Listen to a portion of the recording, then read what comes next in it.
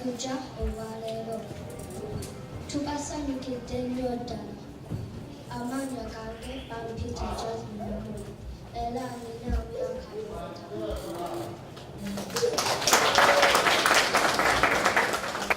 Neetera enkima akabira byenda.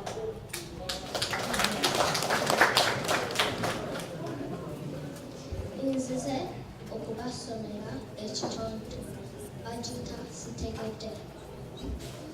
Sitegedde, Sitegedde, buli wamu Sitegedde, bulangira Sitegedde, omuzaana Sitegedde, omuzadde Sitegedde, n'omwana Sitegedde. Sitegedde, omubaka Sitegedde, omukungu Sitegedde. Tunakola tutya ow'ekitiibwa kubanga twetaaga okutegeera ebyaffe.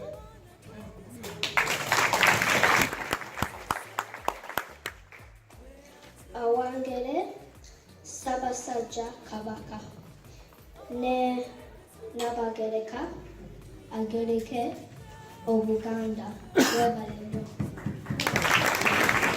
Webale nnyo nyawo. Webale ddala. When there's football or any sports here, the people sing their anthem with so much passion. Sicho? Yeah. Yeah. And that's why I feel, as a British born, I cannot deny my roots as well. And I feel like I'm more at home with my roots. That's why I want to know more. It's in here, like I was done today. I'm not going to lie, every word that, most words, I didn't take a day. Like I was just sitting there like, you know, but it was helpful for them to then translate with 2 lines. Because it's important, because with Luganda, it's so many words, so many can go over your head. But just 2 words or a sentence can make it all up, you understand? And that's why I feel to myself, when I go back to Uganda in December, I hope to just release my music alongside learn. And that's how I'm learning is through music. Thank you very much for having me, Okutongoza. Clinton Elvis Muganzi. Simoni. Mulabayo gye tuva, mulengere bye tulaga. Baagala nnyo, naye bambi balina ennyonta y'okumanya. They wish they could do more, they could do better. Omulimu gwaffe abazadde, it's our duty, it's our responsibility. Naye balina okwagala, otherwise babula. Amanya agange nze mukyala Consolata Nakaweesa. Mbadde nsaba n'obuwombeefu muzikirize njogere mu Lungereza ne mu Luganda kubanga tulina abagenyi baffe be twayise, abaana baffe be twasabye okuteegattako. Ssaabasajja Oweekitiibwa Lutaaya, Abalangira, Abambejja, abakungu ba Ssaabasajja Kabaka, abagenyi baffe abayite. Your Royal Highness, Your Royal Highnesses, the Kabaka's representative in Uganda, the retired Akakiiko of Uganda, religious leaders, both the church and the mosque, distinguished guests, ladies and gentlemen, I have been called on this wonderful occasion to share our journey on Sitegedde. It is such a blessing to share the platform with young people, as you have seen, filled with hope, filled with dreams, filled with ambitions, who have graced the occasion here today. You've seen Clinton, and you're going to see a few more people. You've seen Jasmine, you've seen Sitegedde Jr., you've seen Muyimba Jr. here today. Today, it feels like a lifelong journey, which began in the humble home of Mukungu Lakeri Nabudde, where a few of us committee members sat down, sometimes in the late hours of the morning, some of us dozing off, some of us falling asleep. And we did some blue sky thinking, as one does. Our ideas were born out of a very strong desire to do something worthwhile for the diaspora community, for the Kabaka subjects, and to promote the Buganda culture.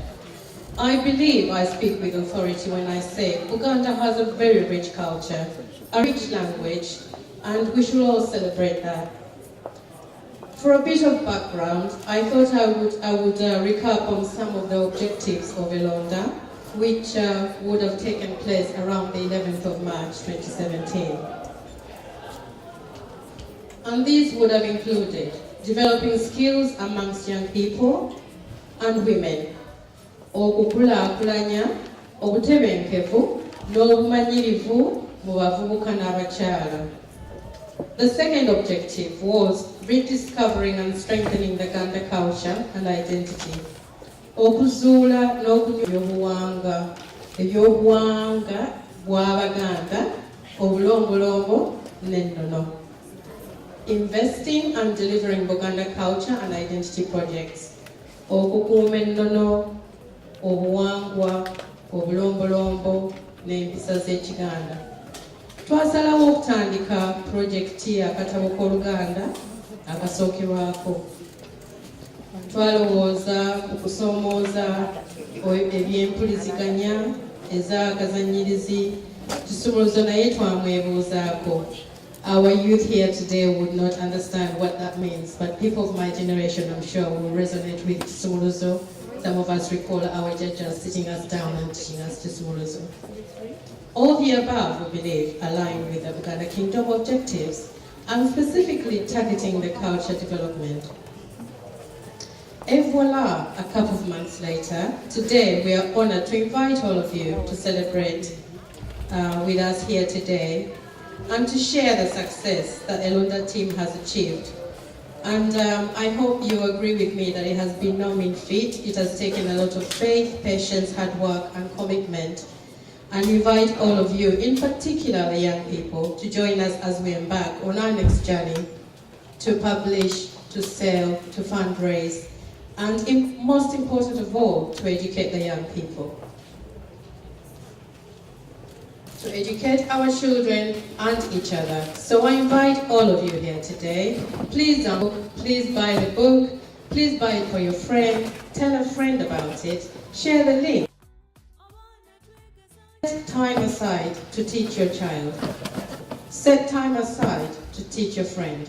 And last but not least, give us some constructive feedback because we never stop learning. Blessings.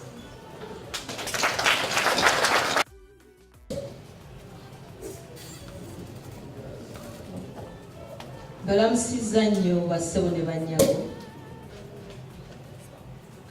Obuvunaanyizibwa bwange mu kiseera kino kwe kuyita ow'ekitiibwa mukama waffe atutwala mu ssaza lino erya UK ne Ireland.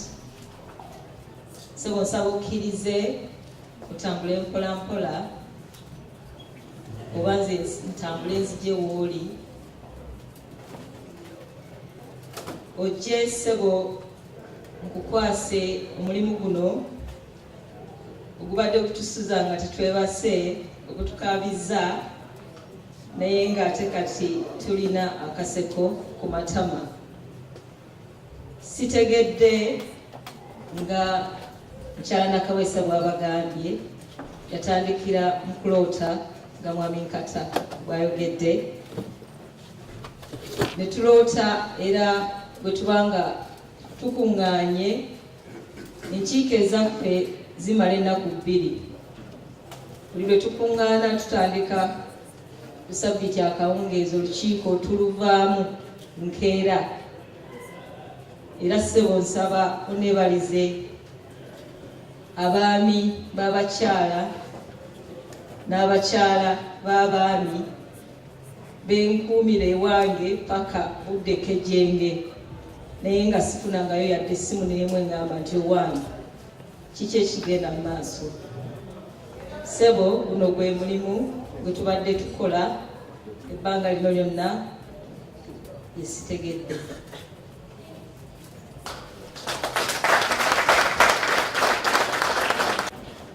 Njagala okusooka okwebaza omukungu Lakeri Nabudde olw'omulimu guno. Omwana oli eyabadde atontoma wano kyeyabadde atontomako kyeyagambye Sitegedde yabadde ayogera katabo kano. Katabo kano kawandiikiddwa mukungulako ebinabudde ne ttiimu ye eyawano mu bendobendo lya East London. Mwebale nnyo, mwebale ddala. Omulimu guno gwa kutuyamba ku nsonga Ssaabasajja gy'atukuutira ey'okusomesa, okulaba nti abaana baffe bayogera Oluganda, bayiga Oluganda. Kano akatabo ka Sitegedde kakuddamu kiri ekya Sitegedde, bategeere. Omuzadde yenna ali wano kikukakatako, ng'oyagala okukomya Sitegedde mu nnyumba yo, weetaaga akatabo kaluwa. Akatabo kano aka Sitegedde kalimu ebifaananyi, kwegamba kangu kakutegeera ebigambo ebyogerwa mu Luganda biriko n'ebifaananyi, kangu kakusomesa. Ate nze bwe nali nkayitamu, ekirala kye nalaba nti osobola okutandika emboozi n'omwana wo. Abazadde bangi nnyo sibaloopa buloopi, temufaayo, sibaloopa wa Katikkiro, naye abazadde bangi nnyo emboozi n'abaana teriiwo. Ndi mukyamu bannaye? Abazadde bangi tukola nnyo, oluusi emboozi n'abaana baffe teriiwo. Akatabo kano kajja kukuwa engeri gy'otandika okwogera n'omwana wo.